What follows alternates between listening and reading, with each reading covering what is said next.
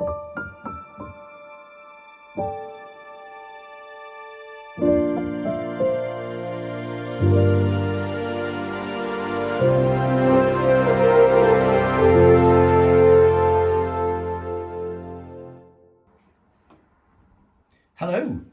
and welcome to High Fell and a very happy new year.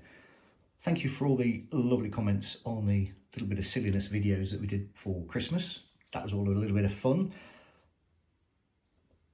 Also, while I was doing the videos, and I thought I haven't done a tips and tricks video for a while, so I thought this would be a good time just to start with something. Done all these various different combinations of motors and decoders into the 08 in TT. And one thing that I always do is calibrate the motor. So I thought I'd just show you how you do it. It's really easy using the HM DCC app. So this is applicable whether you've done a motor change, whether you just want to fine tune your loco, or you're running a profile from a loco that isn't normally running that motor or in that scale. So it suits all sorts of different things, and it's so simple to do, and it has great benefits. So I have an iPad set up. We have Frankie, the famous Franken shunter, which was actually recovered from basically a collection of parts and using various bits and pieces made to survive and live another day. So if somebody tells you that these locos aren't particularly hardy, actually that's not true, they are. Okay, so to start with, when you're going to do a auto calibration, you need to have all of the settings set back to factory settings. So that means that if you've tweaked things like the acceleration and deacceleration rates, you have changed the address and various other bits and pieces to get the best results, the easiest way is to do CV8 reset. Now, if you've never done one of those, it's dead simple. It's basically going to put the loco or the decoder back into its as supplied state. So you can see I've actually got the details of the loco here, and we're going to go into advanced settings, and then if you go to CV8, which is manufacturer ID, it gives you various options. You can reset the sound volumes, reset all CVs, reset CV. So to do a full reset, as you'd imagine, reset all CVs, and that will take that decoder back to its pre-adjusted state. And then once you've done that, you can come out. If you check your locomotive short address, it will come up 3. Need to move my camera a little bit. Here we go. So yeah, that will come up 3. So that's the default address for a decoder on DCC. So we know that the loco is ready to go. I've also set it with a decent amount of track in front of it, because what's going to happen is it's going to disappear off as fast as the little wheels will carry it, and that's part of the calibration process. So to arm the calibration, all sounds very exciting, doesn't it? You go to CV149, tap on that, and you've got 3 options. You've got 0, 1 or 2. To arm the process, we are going to tap 0, and then we're going to exit, and then we're going to go to refresh the CVs, and that basically ensures that this is now ready to do the calibration process. Now I'm going to fire mine using my trusty Dynamist, which I control on, so you can either do this via Bluetooth control, in which case you would just have it on here, and go back to here, and you can set it to Bluetooth, and then you can use your normal driving mode. As I say, I'm actually going to do it from this controller here, and what you do is you use whatever would start the lights. So that's normally 0, so it's the lights on button. On this controller, it's got the little light symbol. I've got the address of it now running on its default address, which is 3. So as soon as I press the lights on button, no other functions running at all. This will disappear off and it will start calibrating its own motor. So 3, 2, 1, and there we go. So you can see it disappears off at full speed. And as that's happening, it's basically running a diagnostics on the way that that motor performs. And it's then going to use that information to calibrate the running profile to that specific motor. So even if you've got multiple motors exactly the same, it's always worth doing your calibration for each individual item.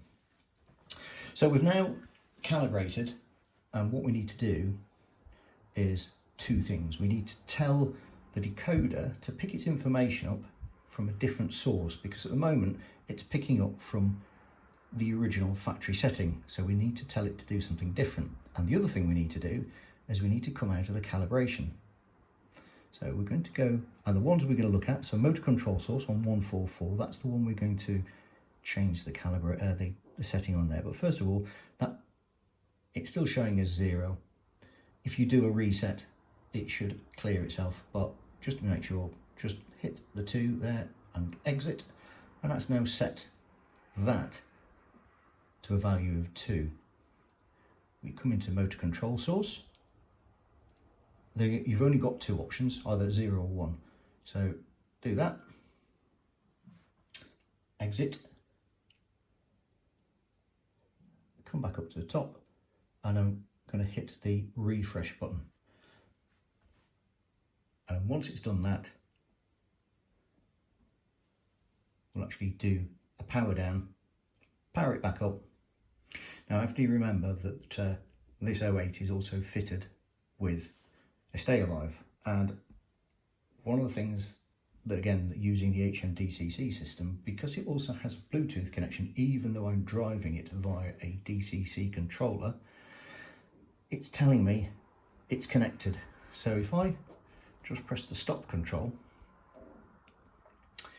if I come back to the drive on here, oh, sorry, data,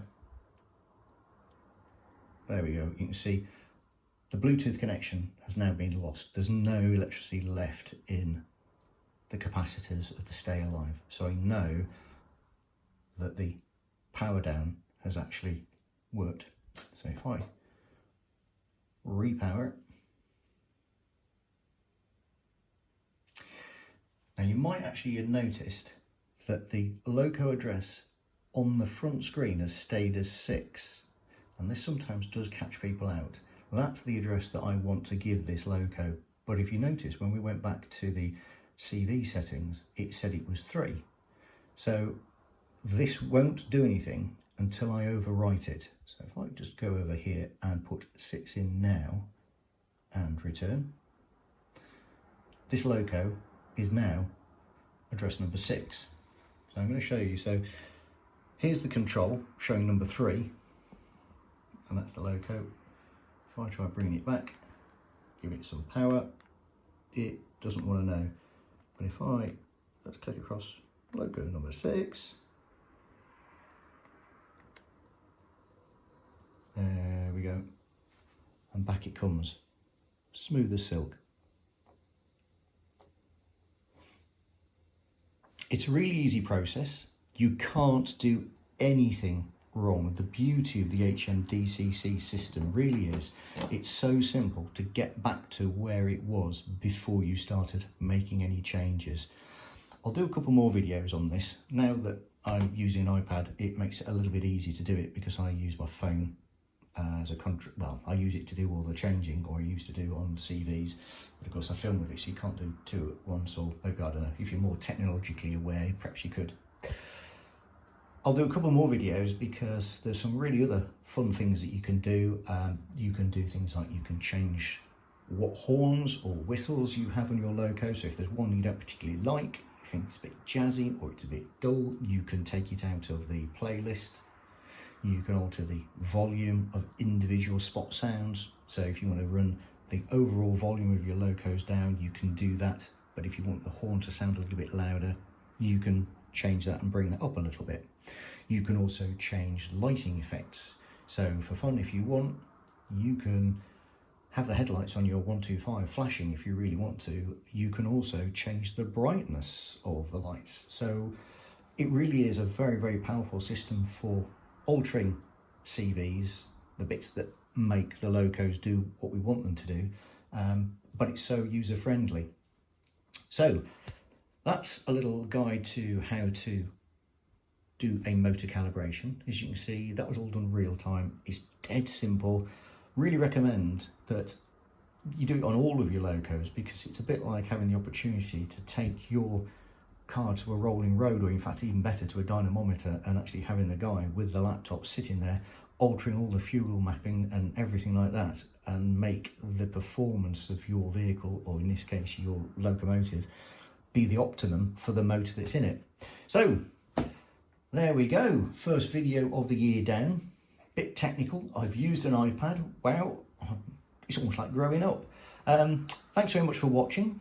As always, if you found it useful, please share it amongst other people. Remember, this is not just scale specific, it will suit anybody, whatever you're modelling. But if you're running the HM DCC decoders and the app, it's not something which is available on other on a lot of other decoders. I have checked on a few and they don't have it, so this really is a nice tick in the box for Hornby. Right, thank you very much for watching. As I say, enjoy 2025. I think it's going to be a fantastic year, and remember, happy modelling and stay safe.